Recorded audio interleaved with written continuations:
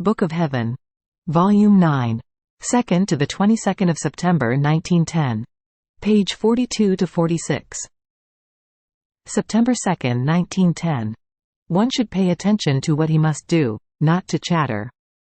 I was thinking about Jesus carrying the cross to Calvary, especially when he met with the women, and he forgot about his pains and occupied himself with consoling, answering and also instructing those poor women.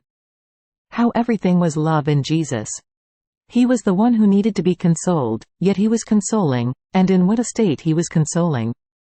He was all covered with wounds, his head pierced with most pricking thorns, panting and almost dying under the cross, and he was consoling others. What an example, what a humiliation for us! A little cross is enough to make us forget the duty to console others. So I remembered the many times in which, finding myself oppressed by sufferings or by the privations of Jesus that pierced and lacerated my interior through, and being surrounded by people, Jesus would spur me on to imitate him in this step of his passion. And I, though embittered down to the marrow of my bones, would strive to forget about myself in order to console and instruct others.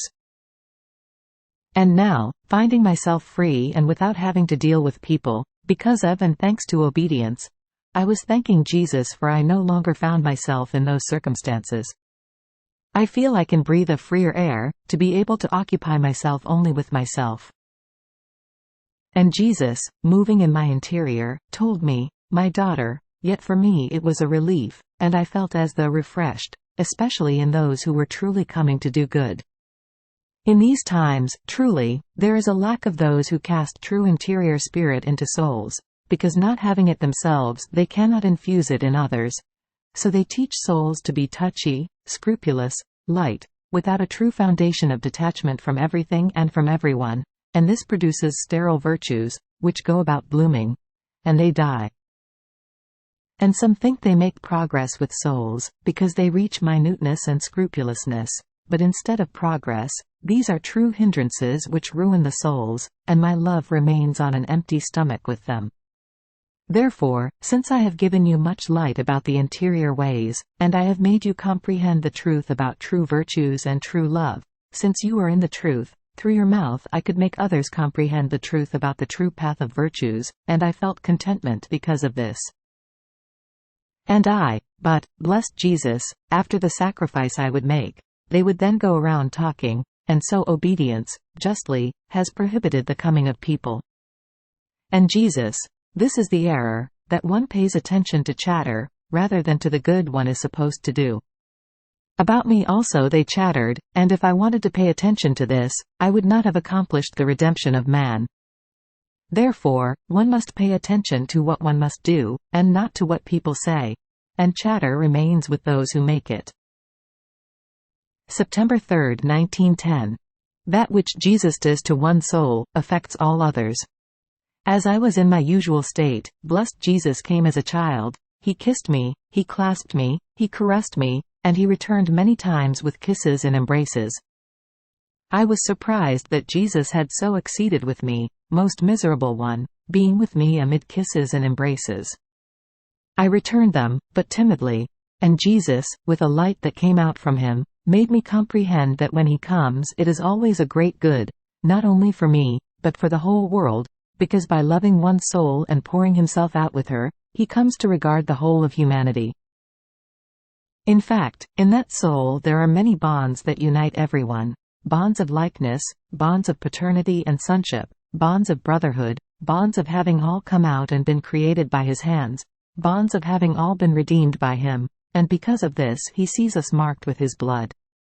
Therefore, in seeing all this, as he loves and favors one soul, the others too are loved and favored, if not in everything, at least in part. So, by coming to me, since we are in times of scourges, in kissing me, embracing me, caressing me and looking at me, blessed Jesus wanted to regard everyone else and spare them in some points, if not completely. Then, after this, I saw a young man. I believe he was an angel who went around marking those who were to be touched by the scourge. It seemed that a great number of people was taken. September 9, 1910. Laments of the soul for not being able to hold back the chastisements. Continuing in my usual state, blessed Jesus was not coming, and I was saying to myself, how Jesus has changed with me. How he no longer loves me as before. Before I was permanently bedridden, when there was the cholera, he himself begged me that if I accepted sufferings for a few days, he would make the cholera cease, and since I accepted them, the scourge did cease. But now, he keeps me continuously in bed. One hears about the cholera and the torments it causes to the poor people, and he does not want to listen to me. How he no longer wants to make use of me. While saying this, I went about looking within me, and I saw Jesus there, with his head raised, looking at me and listening to me, all moved. And when he saw that I noticed he was looking at me, he told me, "My good daughter, how importunate you are to me. You want to win by force, don't you? All right, but do not molest me any more." And he disappeared. September 11, 1910. Jesus wants love, truth and rectitude from souls. A soul perfectly united to the divine will makes mercy win over justice. Continuing in my usual state, it seemed that the confessor put the intention of making me suffer the crucifixion. After some hardships, benign Jesus concurred a little, and told me, "My daughter, because of the world I cannot take any more. Many move me to indignation, and snatch scourges from my hands by force." And while he was saying this, there seemed to be a pouring rain that was causing damage to the vineyards. Then I prayed for the confessor, who seemed to be there present. I wanted to take his hands, to have him touched by Jesus, and it seemed that Jesus did it. I prayed him to tell what he wanted from Father, and Jesus said to him, "I want love, truth and rectitude." That which renders man most dissimilar from me is not being armed with these prerogatives. And as he said, love, he seemed to seal all of his members, his heart, his intelligence, with love. Oh, how good is Jesus!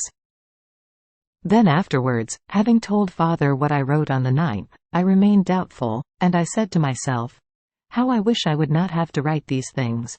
If it is true that Jesus suspends the scourge to content me, or if it is my fantasy. And Jesus told me, "My daughter, justice and mercy are in a continuous fight, and the victories of mercy are more than those of justice." Now, when a soul is perfectly united with my will, she takes part in my actions ad extra, and as she satisfies with her sufferings, mercy obtains its most beautiful victories over justice. And since I delight in crowning all of my attributes with mercy, even justice itself, in seeing myself being importuned by the soul united with me, in order to content her, I surrender to her, because she has surrendered all of her things in my will. This is why I do not come when I do not want to surrender, because I don't trust that I can resist without surrendering. So, what is your doubt? September 22, 1910. Each virtue is a heaven that the soul acquires. This morning, continuing in my usual state, blessed Jesus came for just a little and told me, "My daughter, each virtue is a heaven that the soul acquires." Therefore, as many virtues as she acquires, so many heavens does she keep forming, and these heavens defeat all human inclinations, destroy that which is earthly, and make the soul wander through the purest auras, through the holiest delights, through the celestial fragrances of the highest good, anticipating for her part of the eternal joys. And he disappeared.